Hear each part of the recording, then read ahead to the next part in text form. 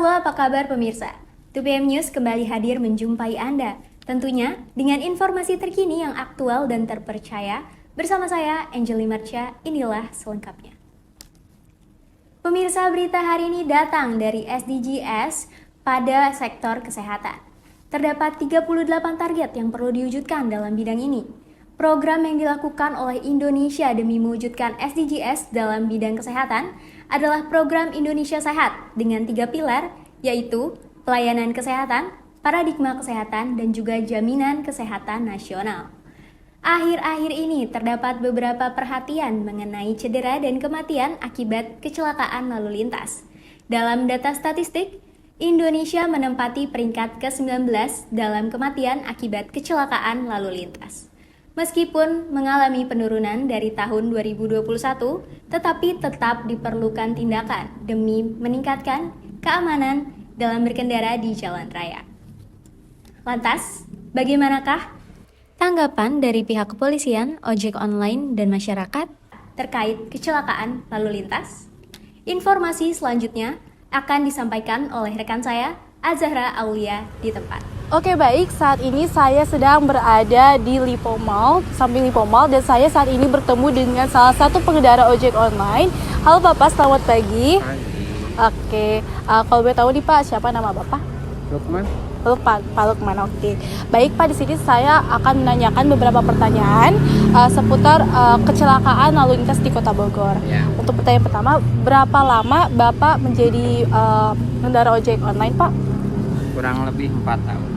4 tahun, baik. Menurut Bapak nih, pendapat Bapak mengenai lalu lintas di Kota Bogor itu kayak gimana Pak? Seperti apa? Ribet ya. Kalau menurut saya bulan-bulan ini agak ribet tahun ini. Ribet seperti apa tuh Pak? Ya model jalan ada yang dibongkar, ada yang di inilah. Nggak kayak biasanya. Nggak kayak biasanya? Oke, baik. Lalu nih Pak, selama menjadi ojek online, seberapa Bapak sering melihat kecelakaan lalu lintas yang terjadi di Kota Bogor ini Pak? Ya namanya di jalan ya pasti banyak ya. Nggak terhitung. Istilahnya kalau misalkan di jalan kan udah banyak pengendara ya.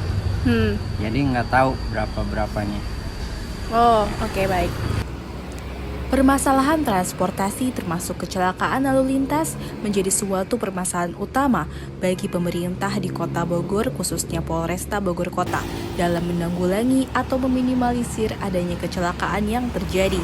Saat ini cukup banyak pengguna kendaraan bermotor yang berlalu lalang melewati arus lalu lintas di Kota Bogor ini. Lalu, apakah saat ini kondisi lalu lintas di Kota Bogor dapat dikendalikan oleh pihak Polresta Bogor Kota? Dan apa yang menjadi penyebab kecelakaan lalu lintas di Kota Bogor ini? Untuk situasi arus lalu lintas di Kota Bogor, alhamdulillah sampai saat ini masih bisa dikendalikan.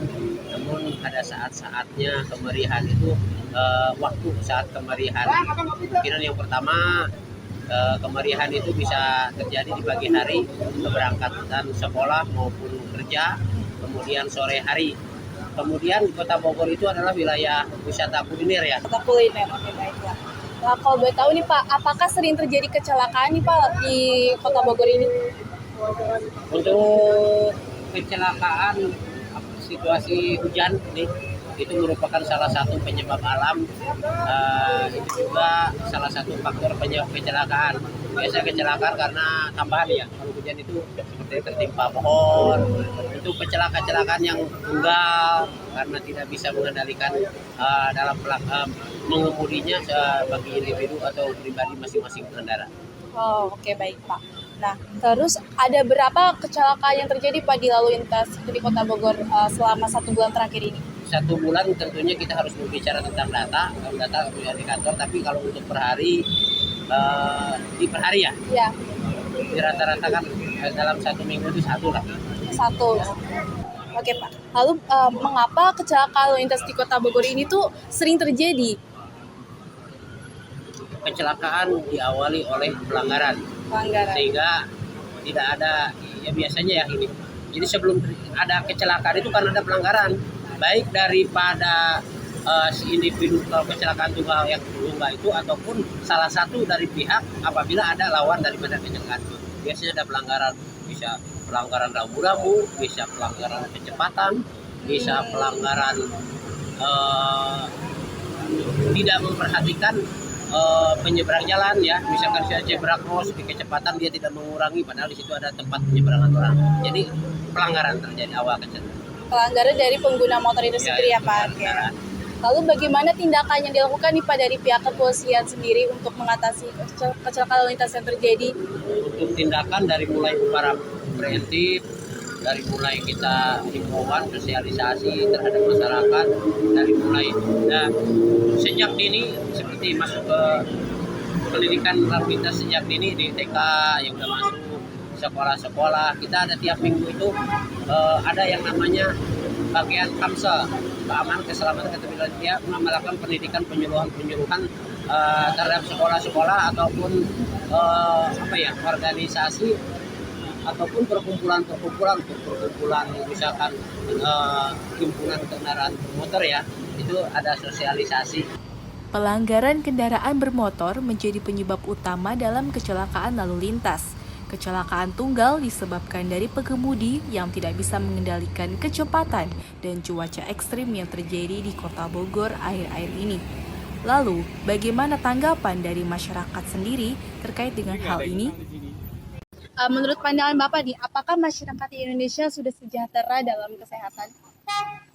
Kalau buat saya, di pandang saya ya, mengenai kesehatan di kita ini sebetulnya belum sampai kesejahteraan belum, karena masih banyak pihak-pihak yang belum dapat bantuan kayak BPJS seperti itu, masih banyak yang salah tepat sasaran aja. Itu kalau kesehatan ya, apalagi Terus Bapak nih sebagai masyarakat, apakah sudah tahu akan keselamatan di jalan raya untuk mengatasi adanya kecelakaan yang terjadi? kalau untuk keselamatan di jalan raya balik lagi ke individu masing-masing, bagaimana caranya berkendara, bukan hanya berkendara aja, jalan kaki.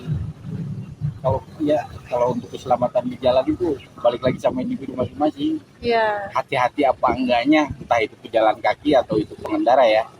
Sekarang kan di kita ini pengendara aja masih yang banyak menggunakan trotoar jalan. Iya, betul sekali. Itu kan untuk pejalan kaki ya. Kadang kalau kita tegur malah lebih galak mereka yang menggunakan jalan sebagai untuk jalan kaki ke trotoar itu kan. Ya menurut saya masih banyak yang harus dibenahi. Oke, baik. Lalu nih Pak, bagaimana tanggapan Bapak terkait dengan lalu lintas saat ini di Kota Bogor?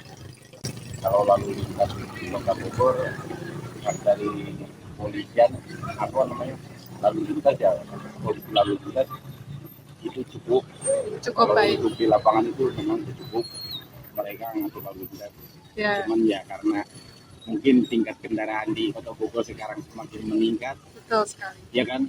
Ya. Entah itu mobil, entah itu motor, semakin banyak gitu. Makanya ya polisi juga cukup berat juga, kerja keras mereka sih sudah luar biasa kalau menurut saya. Penyebab kecelakaan lalu lintas tidak hanya terjadi di jalan raya, namun di trotoar. Fasilitas pejalan kaki tersebut masih masif digunakan oleh pengguna sepeda motor sebagai alternatif untuk menghindari kemacetan. Kepolisian di Kota Bogor saat ini sudah cukup memantau arus dari lalu lintas di Kota Bogor itu sendiri. Namun, perlu adanya kerjasama dari masyarakat tentang pentingnya kesadaran akan keselamatan untuk menghindari mara bahaya dalam berlalu lintas.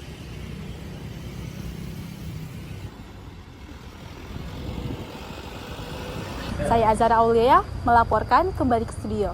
Baik, terima kasih atas informasinya, Zahra.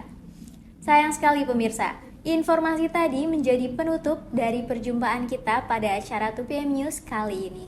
Semoga SDGs pada bidang kesehatan dapat terwujud dengan baik. Saya Anjeli Marcia, mewakili seluruh tim yang bekerja pada hari ini, pamit undur diri dan sampai jumpa.